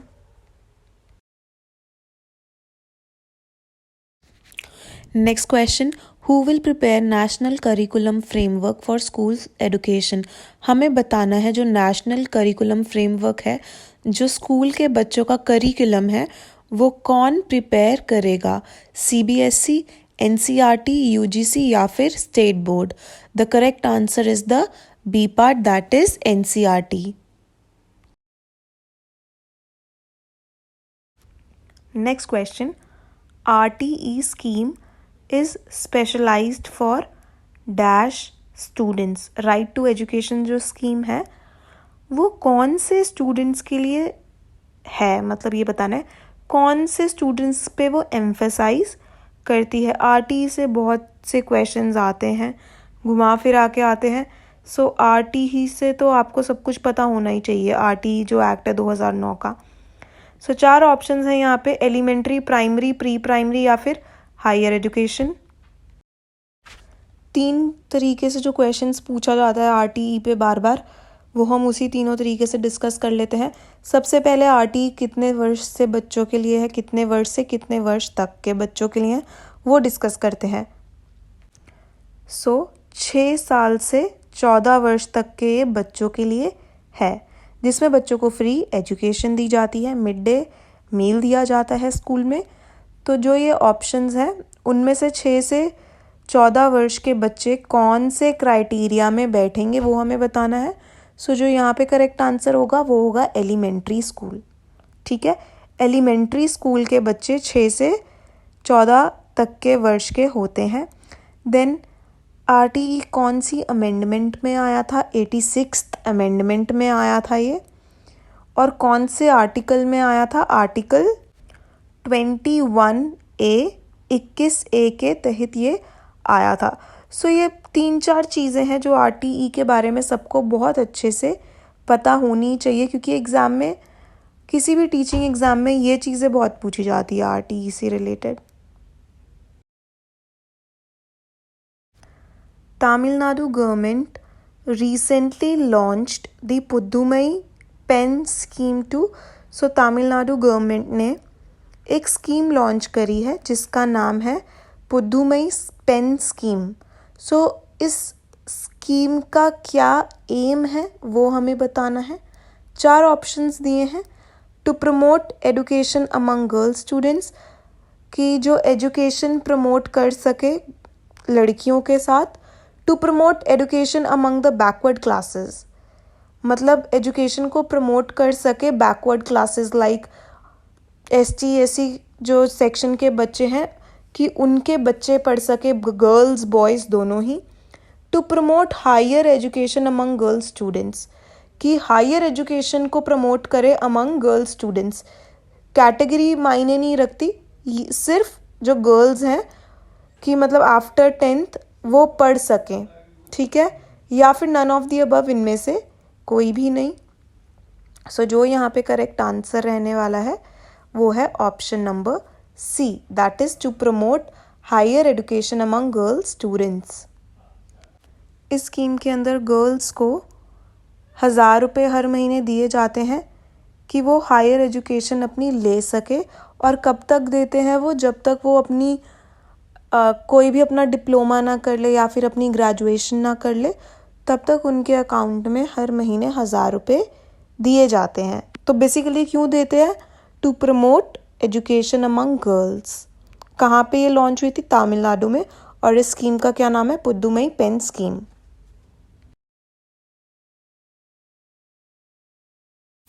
Next question, what are the classes which cover the foundational stage according to NEP 2020 new curricular structure. मतलब कि जो फाउंडेशनल स्टेज है according to new NEP 2020, so foundational stage कौन सी classes को cover करता है, कौन से ग्रेड्स को कवर करता है, वो हमें बताना है। सो 4 ऑप्शंस हैं यहाँ पे हमारे पास। सबसे पहले covers only class 1 and 2, second covers only anganwadi pre school Bal Vatika, covers anganwadi pre school Bal Vatika and 2 years, that is class 1 and 2, covers up to 5th grade मतलब। सो जल्दी से अपना आंसर आप चूज़ करिए। हमने ये क्वेश्चन डिस्कस किया है और एग्ज़ाम में आपको NEP से ऐसे ही क्वेश्चंस देखने को मिलेंगे। जो स्टेजेस से क्वेश्चन आएंगे उनमें आपको ऐसे ही मिलेंगे कि इस स्टेज में कितनी ग्रेड्स को कवर कर रहे हैं, सेकेंडरी स्टेज में कितने ग्रेड्स को कवर कर रहे हैं। सो जो इस क्वेश्चन का करेक्ट आंसर है वो है B option, that is covers only anganwadi, pre school and Bal Vatika. So इसका बी आंसर बिल्कुल करेक्ट है, B option. Next MERUS, MERUs stand for, 4 options है। MERU की फुल फॉर्म बेसिकली हमें बताना है और ये NEP 2020 का पार्ट है। So multidisciplinary education and research universities, multilingual education and research universities, multidisciplinary education and research undertaking या फिर multi stage education and research university. So जो इस क्वेश्चन का करेक्ट आंसर है, सारे ही बड़े कन्फ्यूजिंग से ऑप्शन है खैर। सो ए ऑप्शन इसका करेक्ट आंसर है, that is multi disciplinary education and research university. So basically ये ऐसी एजुकेशन, ऐसी यूनिवर्सिटीज़ के बारे में बात कर रहा है NEP 2020 जो आगे जाके वो खोलना चाहेंगे या फिर खोलेंगे, जिसके अंदर वो बच्चों को मल्टी डिसिप्लिनरी कोर्सेज ऑफ़र करेंगे। मल्टी डिसिप्लिनरी कोर्सेज क्या होते हैं, मतलब कि मल्टी मतलब काफ़ी, ठीक है। अब क्या होता है कि जैसे साइंस वाले बच्चे आर्ट्स नहीं पढ़ सकते या फिर आर्ट्स वाले बच्चे केमिस्ट्री या फिर बायो नहीं पढ़ सकते, तो ये कुछ ऐसे कोर्सेज खोलेंगे, मतलब ऑफ़र करेंगे बच्चों को, जो कि ऐसे हिंड्रेंस ना हो। हिंड्रेंस मतलब जो बच्चों की ग्रोथ को लिमिट ना करे, कम ना करे, ठीक है। ऐसे कोर्सेज अवेलेबल करेंगे कि अगर कोई आर्ट्स में है तो वो अगर चाहता है तो वो साइंस के भी सब्जेक्ट्स पढ़ना चाहता है तो पढ़ सके। So basically multi disciplinary courses क्या होते हैं, ऐसे कोर्सेज जो कि मल्टी मतलब बहुत सारे तरीके के कोर्सेज, ठीक है। अगर साइंस है तो आर्ट्स भी पढ़ सके, आर्ट्स है तो साइंस भी। ये बस मैं आपको एग्जांपल दे रही हूँ मल्टी डिसिप्लिनरी होता क्या है। सो बेसिकली MERU ऐसी यूनिवर्सिटीज़ ओपन करने की बात करते हैं ये, और ये NEP 2020 का ही पार्ट है। सो बेसिकली इसकी डेफिनेशन हमें पता होनी चाहिए।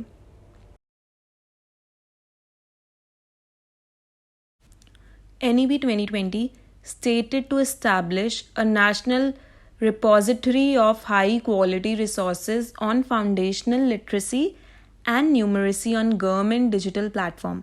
What is the name of the government digital platform?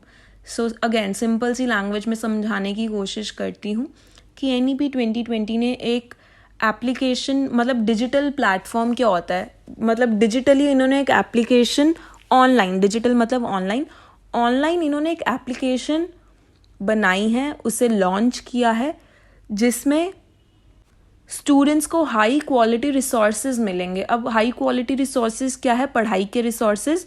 अब ये है क्या रिसोर्सेज, अब मतलब कि आपको पढ़ाई से रिलेटेड वीडियोस मिलेगी और बुक्स भी मिलेगी NCERT की या और भी इम्पॉर्टेंट बुक्स, और क्या कहते हैं 11 जैसे कि 10th 12th के प्रीवियस ईयर्स, ये सब आपको मिलेंगे। सो ऐसी कौन सा डिजिटल प्लेटफॉर्म पे इन्होंने एप्लीकेशन लॉन्च करी है, उसका हमें नेम बताना है। सो 4 ऑप्शंस है, NCERT, दीक्षा, दिशा या फिर निष्ठा।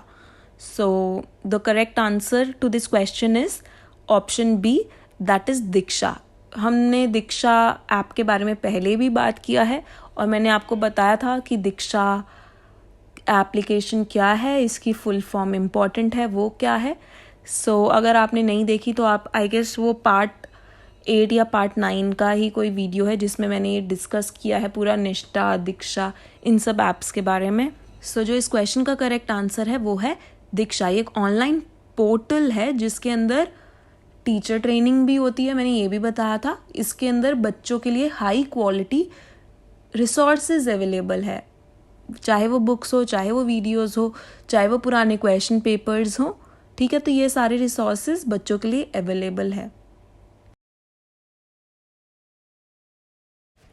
Next important question, according to NEP 2020 what is the full form of ECCE?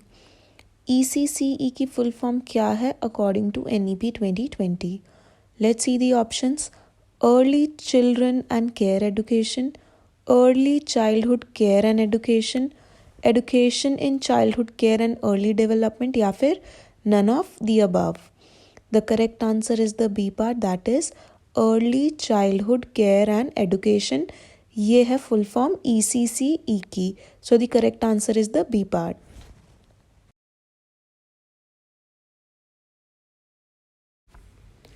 First question, India's first vertical university campus is said to be set up in which of the following places? India की पहली vertical university का campus कौन सी जगह में बनेगा वो हमें बताना है. ठीक है, अभी तक इंडिया में एक भी वर्टिकल यूनिवर्सिटी का कैंपस नहीं है. वर्टिकल मतलब एकदम सीधा खड़ा हुआ सा कैंपस, जैसे MNCs की बिल्डिंग होती है ना, वो काफ़ी बिल्डिंग्स वर्टिकली होती है. बट अगर हम स्कूल्स या कैंपस वगैरह देखें, वो बहुत फैले हुए होते हैं, वर्टिकल नहीं होते बट फैले हुए होते हैं काफ़ी बड़े से एरिया में. ठीक है, सो आज तक इंडिया में कोई भी कैंपस पढ़ाई का यूनिवर्सिटी का वर्टिकल बिल्डिंग में नहीं है. सो फर्स्ट हमें बताना है कौन सी जगह में बनेगा जो कि सीधी खड़ी सी बिल्डिंग होगी यूनिवर्सिटी की. सो 4 ऑप्शंस है, Mumbai and Thane, Delhi and Mumbai, Rajasthan and Mumbai, या फिर कर्नाटका. सो जो इस क्वेश्चन का करेक्ट आंसर है वो है option A, that is Mumbai and Thane. So अभी हम इसके बारे में और पढ़ते हैं कि ये है क्या. Which city is named as the best city of India? Yeah, I know education current affairs से रिलेटेड नहीं है, but let me tell you one thing. NVS का जब लास्ट टाइम एग्ज़ाम हुआ था तो ऐसा क्वेश्चन उसमें देखने को मिला था. ऑल्दो उन्होंने भी मेंशन किया था एडुकेशन करंट अफेयर्स ही आएंगे, बट एक दो ऐसे क्वेश्चंस थे. ठीक है, कि लास्ट टाइम साहित्य अकेडमी अवार्ड किसे मिला था, नोबेल प्राइज से एक क्वेश्चन था. सो और एक क्वेश्चन ऐसा भी था बेस्ट सिटी. ठीक है, बेस्ट सिटी कौन सी है, बेस्ट स्टेट कौन सी है. और एक और क्वेश्चन था कि ऐसी कौन सी सिटी है जिसमें पानी की प्रॉब्लम ही नहीं है. सो ये NVS के क्वेश्चंस मैं आपको बता रही हूँ, बट ये हाल ही में कल या परसों ही बेस्ट सिटीज़ के अवार्ड दिए हैं 2022 के. ठीक है, स्मार्ट सिटीज़ ऑफ इंडिया ये अवार्ड का नाम था. सो ये परसों ही दिए गए हैं, बट ये 2022 के दिए हैं, पिछले साल की जो बेस्ट सिटी थी. ठीक है, तो 2023 के ऑब्वियसली अगले साल दिए जाएंगे. सो अगर क्वेश्चन में आएगा तो यही पूछा जाएगा पिछले साल 2022 की कौन सी थी. So which city is named as the best city of India 2022. ठीक है, सो इंडिया की कौन सी सिटी को बेस्ट सिटी 2022 का अवार्ड मिला है हाल ही में? कैलकाटा, इंदौर, अहमदाबाद या फिर Bangalore. So the correct answer is the B option, that is Indore. अब इसे बेस्ट सिटी का अवार्ड क्यों मिला है? बिकॉज पिछले 6 सालों से इंदौर सबसे क्लीनेस्ट सिटी है, सबसे साफ सुथरी सिटी है पिछले 6 सालों से इंडिया की. सो इस बार इसे बेस्ट सिटी का खिताब दिया गया है. अच्छा, मैं आपको सेकंड और थर्ड भी बता देती हूँ. जो सेकंड बेस्ट सिटी है वो है सूरत, और जो थर्ड बेस्ट सिटी का अवार्ड दिया गया है आगरा को. But for exam point of view first ही हमें मतलब पूछा जाएगा.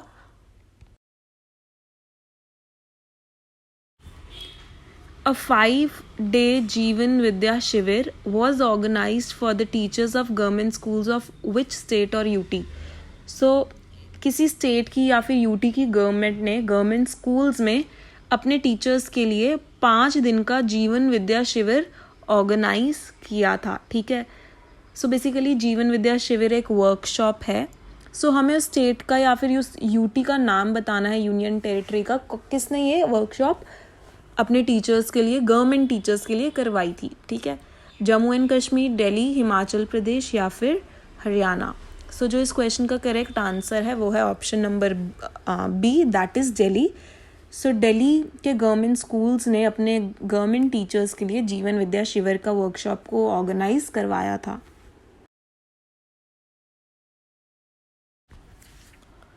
आगे बढ़ने से पहले let me just tell you, अगर आपको इसकी PDF चाहिए इन क्वेश्चंस की, तो उसके लिए आप मेरा टेलीग्राम का चैनल ज्वाइन कर सकते हैं, जिसका लिंक मैंने डिस्क्रिप्शन बॉक्स में डाल दिया है. मोर ओवर कमेंट सेक्शन में ज़रूर बताइएगा आज के क्वेश्चंस का लेवल आपको कैसा लगा, एंड लाइक ज़रूर करिएगा वीडियो को.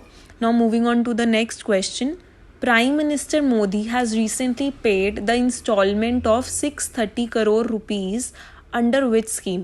So हाल ही में मोदी जी ने, जो हमारे प्राइम मिनिस्टर है, उन्होंने इंस्टॉलमेंट पे करी है कितने की? 630 करोड़ की. ठीक है, ये किस स्कीम के अंडर इन्होंने करी है इतनी बड़ी instalment? PM Shri scheme, Samagra Shiksha scheme, mid day meal scheme, या फिर इनमें से कोई भी नहीं. सो जो इस क्वेश्चन का करेक्ट आंसर है वो है option number A, that is PM Shri scheme. Last year ही ये स्कीम लॉन्च की गई थी मोदी जी द्वारा, पीएम श्री स्कीम. सो ये बहुत बहुत इम्पॉर्टेंट क्वेश्चन इससे बन सकता है. ठीक है, इस स्कीम की फुल फॉर्म क्या है, इस स्कीम का मेन एम क्या है, सो अभी वो हम सब पढ़ेंगे आगे. सो बेसिकली ये हाल ही में जो इसमें हुआ है वो यही है कि मोदी जी ने 630 करोड़ रुपीस दिए हैं कुछ स्कूल्स के लिए. ठीक है, कुछ 620 अराउंड स्कूल्स के लिए उन्होंने इतनी बड़ी अमाउंट दी है. सो अभी हम पढ़ेंगे कि पीएम श्री स्कूल्स है क्या. So what is next question, what is the full form of PM Shri scheme? अभी हमने पढ़ा पीएम श्री स्कीम के बारे में, बट हमने फुल फॉर्म नहीं डिस्कस करी. सो ये नेक्स्ट क्वेश्चन ही था इसका, इसलिए मैंने नहीं बताया. सो पीएम श्री स्कीम की फुल फॉर्म क्या है? ऑप्शन ए है PM schools of Rashtriya India. Next option PM schools for rising India. C option PM Shiksha for rising India, या फिर D option PM Shiksha for Rashtriya India. So जो इस क्वेश्चन का correct answer है वो है B option, that is PM schools for rising India. So ये इसकी आपको फुल फॉर्म अच्छे से पता होनी चाहिए कि पीएम श्री स्कीम की जो फुल फॉर्म है वो है PM schools for rising India. Which state or UT has launched EMC curriculum in their syllabus? बहुत इंपॉर्टेंट है ये क्वेश्चन. कुछ टाइम पहले का मतलब है मेरा 2-3 साल पहले ही एक न्यू करिकुलम एक स्टेट ने अपने स्कूल्स में लॉन्च किया था. ठीक है, और ये काफ़ी पॉजिटिव इसका रिस्पॉन्स भी आया, इसके बारे में काफ़ी बात भी हुई, और इस करिकुलम का नाम है EMC करिकुलम. सो ऐसी कौन सी स्टेट या फिर यूटी ने EMC करिकुलम अपने पढ़ाई में या फिर अपने बोर्ड में इंक्लूड किया है? जम्मू एंड कश्मीर, दिल्ली, हिमाचल एंड प्रदेश, या फिर हरियाणा. सो जो इस क्वेश्चन का करेक्ट आंसर है वो है option number B, that is Delhi. So Delhi बहुत चीज़ें अपने करिकुलम में ऐड करता है, और जिसकी बहुत सराहना भी की जाती है, जिसके बहुत पॉजिटिव इफ़ेक्ट्स भी दिए देखे जाते हैं. सो जो इसका सबसे पहला मेन है, मैं आपको जल्दी बता देती हूँ. ठीक है, इसके लिए मैंने अलग स्लाइड नहीं बनाई, बट आपको पता होना चाहिए दिल्ली ने अभी हाल ही में 2-3 साल पहले ही कोविड से पहले ही आई गेस, इन्होंने एक मिशन बुनियाद करिकुलम सेट किया था. ठीक है, टिल 8th क्लास, और ये मिशन बुनियाद का बहुत ही पॉजिटिव इफ़ेक्ट्स देखे गए हैं. अभी भी वो कंटिन्यू हो रहा है स्कूल्स में. देन इन्होंने एक हैप्पीनेस करिकुलम इन्होंने किया लॉन्च, अगेन 8th क्लास तक. इसके भी बहुत पॉजिटिव रिव्यूज़ हैं. Then EMC 9th to 12th classes के लिए इन्होंने लॉन्च किया था. अभी हम पढ़ेंगे और कि EMC है क्या, फुल फॉर्म एंड ऑल. सो आपको पता होना चाहिए EMC, मिशन बुनियाद और हैप्पीनेस, 3 करिकुलम दिल्ली ने अपनी पढ़ाई में अभी हाल ही में मतलब 2-3 साल पहले ही लॉन्च किया है, और किसी भी बोर्ड या सेंटर में ये आपको करिकुलम नहीं देखने को मिलेगा.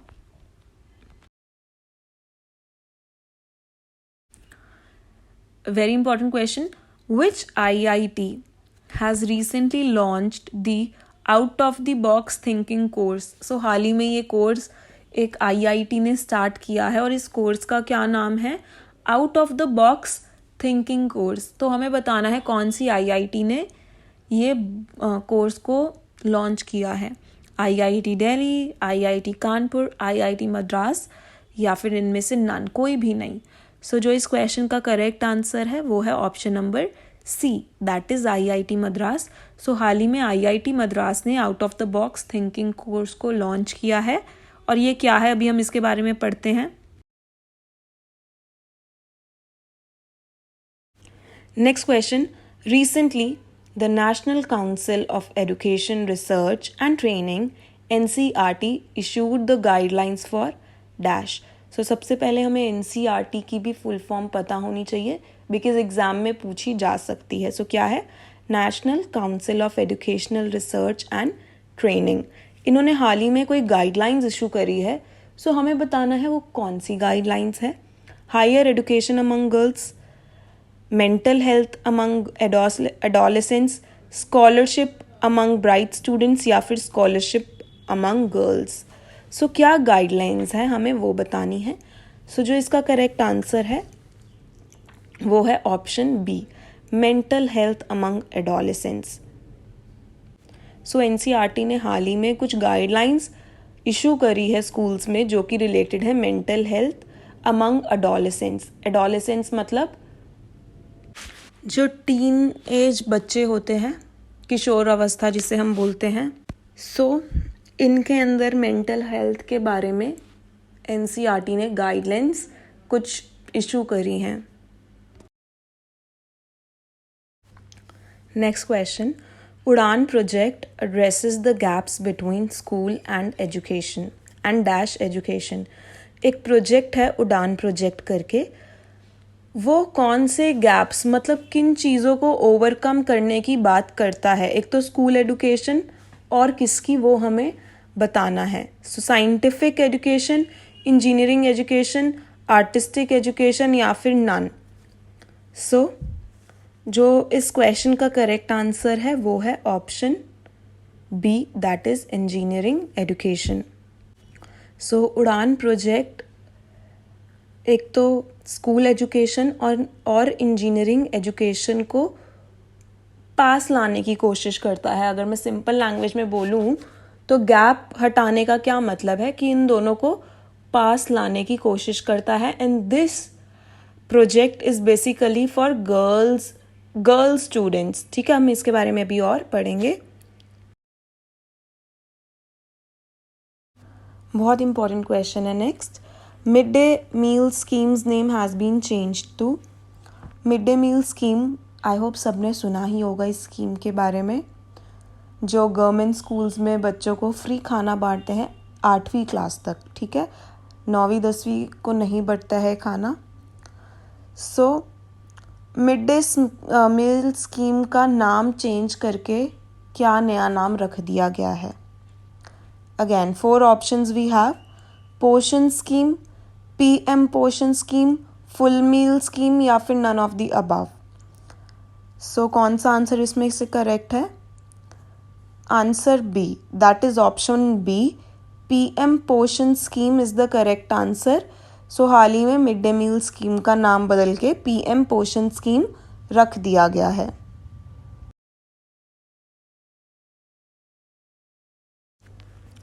Bye which year the minimum degree qualification for teaching is going to be a 4-year integrated BEd degree. कौन से ईयर तक जो मिनिमम डिग्री क्वालिफिकेशन है टीचिंग के लिए, कौन सी है मिनिमम डिग्री? बीएड है. सो उसको 4-year इंटीग्रेटेड कोर्स में कब तक वैलिड कर दिया जाएगा?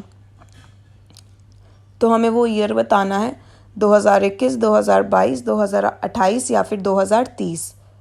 सो जो इस क्वेश्चन का करेक्ट आंसर है वो है ऑप्शन डी, दैट इज 2030. 2030 तक जो मिनिमम डिग्री क्वालिफिकेशन है टीचिंग की जो कि बीएड है, उसको 4-year इंटीग्रेटेड कोर्स में बदल दिया जाएगा.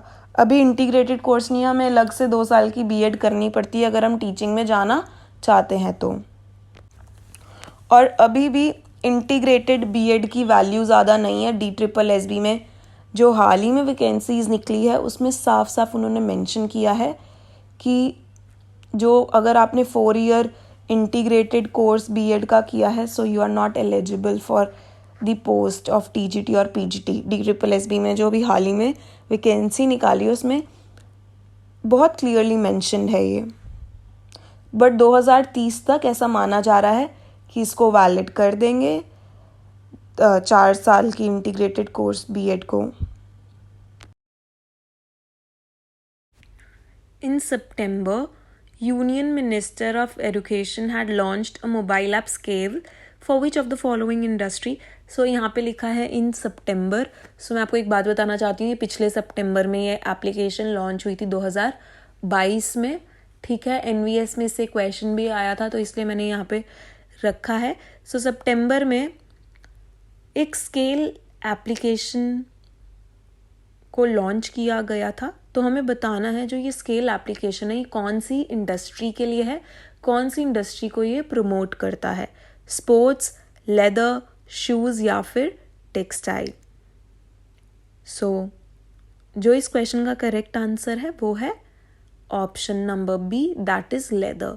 सो स्केल एप्लीकेशन लेदर इंडस्ट्री को प्रमोट करता है. इसके बारे में हम और अच्छे से समझेंगे ये है क्या scale. Next, in which educational portal has recently been PAL integrated. अभी हमने पाल की फुल फॉर्म पढ़ी थी, है ना. अब इस क्वेश्चन में हमसे पूछा गया है कि एक एजुकेशनल डिजिटल पोर्टल है जिसमें पाल को इंटीग्रेट किया गया है. इंटीग्रेट मतलब पाल को जोड़ा गया है या फिर इंट्रोड्यूस किया गया है. हमें उस पोर्टल का नाम बताना है. ठीक है, सो पाल को कौन से एजुकेशनल पोर्टल में इंट्रोड्यूस किया गया है वो हमें बताना है. 4 ऑप्शंस है, निष्ठा, दीक्षा, स्वयं प्रभा या फिर एड्यूडेल. सो जो इस क्वेश्चन का करेक्ट आंसर है वो है दीक्षा. अभी हम आगे पढ़ेंगे कि बेसिकली पाल है क्या. अभी फुल फॉर्म याद रखो. कहाँ पे इसको इंट्रोड्यूस किया गया है, दीक्षा का जो पोर्टल है उसके अंदर पाल को इंटीग्रेट किया गया है.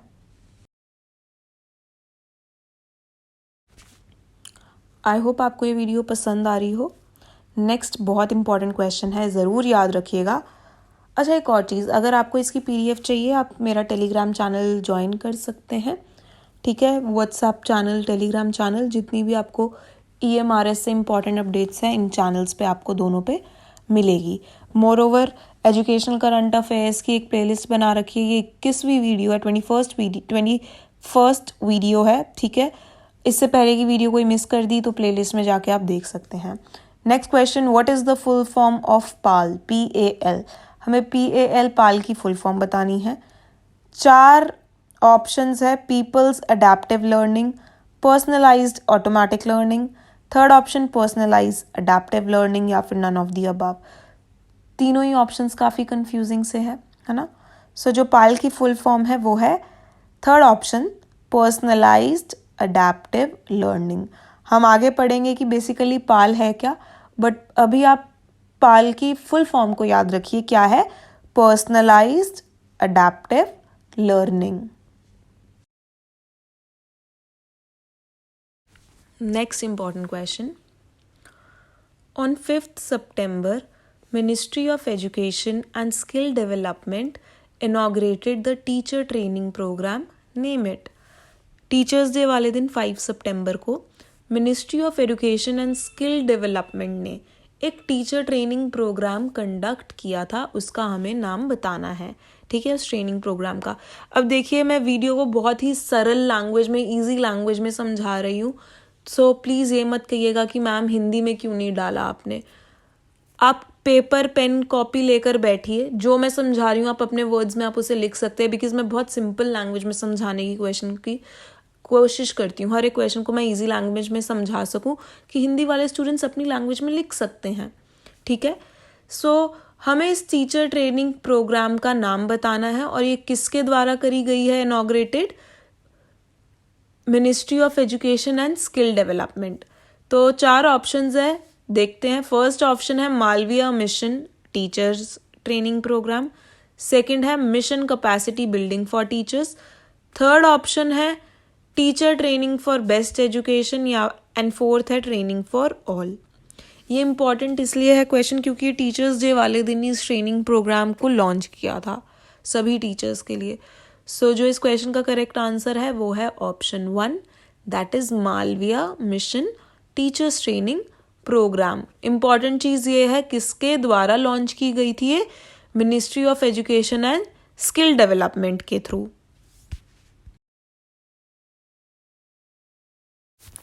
Ministry of agriculture, partnered with which department to develop Krishi Decision Support System, Krishi DSS? So, हाल ही में मिनिस्ट्री ऑफ एग्रीकल्चर ने किसी और मिनिस्ट्री के साथ पार्टनरशिप की है. किस लिए? एक इन्होंने सपोर्ट सिस्टम बनाया है जिसका नाम है कृषि डिसीजन. सो हमें बताना है कौन सी दूसरी मिनिस्ट्री के साथ मिनिस्ट्री ऑफ एग्रीकल्चर ने पार्टनरशिप की है, उसका हमें नाम बताना है. So department of science technology, department of space, department of commerce या फिर Indian computer emergency response team. So हाल ही में department of space and ministry of agriculture ने पार्टनरशिप करी है. किस लिए? कृषि डिसीजन सपोर्ट सिस्टम को बनाने के लिए, ऑब्वियसली एग्रीकल्चर को इम्प्रूव करने के लिए इन्होंने ये पार्टनरशिप करी है. सो आपको दोनों एजेंसीज के नाम पता होने चाहिए, ठीक है. Next question. Which Northeast institution received a 5G laboratory from the government of India? एक नॉर्थ ईस्टर्न इंस्टीट्यूशन है, ठीक है, उसने 5G laboratory, 5G lab government of India से रिसीव करी है. कौन से इंस्टीट्यूशन ने, उसका नाम हमें बताना है. NIT Mizoram, B option north eastern regional institute of science and technology, C north east institute to management and technology या फिर NIT सिक्किम. सो जो इस क्वेश्चन का करेक्ट उत्तर है वो है ऑप्शन ए. हाल ही में NIT मिजोरम ने 5G लैब को रिसीव किया है. कहाँ से? गवर्नमेंट ऑफ इंडिया ने उन्हें ये दी है कि आप वहाँ पे 5G स्टार्ट करिए. Next question. Which institution along with Tel Aviv University, Israel developed an aerogel absorbent to remove trace pollutants from waste water? हमारी एक इंडियन यूनिवर्सिटी ने एक तेल अविव यूनिवर्सिटी जो कि इज़राइल की है, इसके साथ मिलकर एक इन्होंने MOU साइन किया है, ठीक है. किस लिए किया है? कि जो हमारे पॉल्यूटेंट्स है, पॉल्यूशन में जो भी पार्टिकल्स है जिसकी वजह से पॉल्यूशन बढ़ रहा है, उसको कम कर सके वेस्ट वाटर से. तो कौन सी इंस्टीट्यूशन ने हाथ मिलाया है इस तेल अविव यूनिवर्सिटी इज़राइल की? A IISc Bengaluru, B IIT Madras, C IIT Delhi या फिर डी IIT खड़गपुर. सो जो इस क्वेश्चन का करेक्ट आंसर है वो है option B, that is IIT Madras.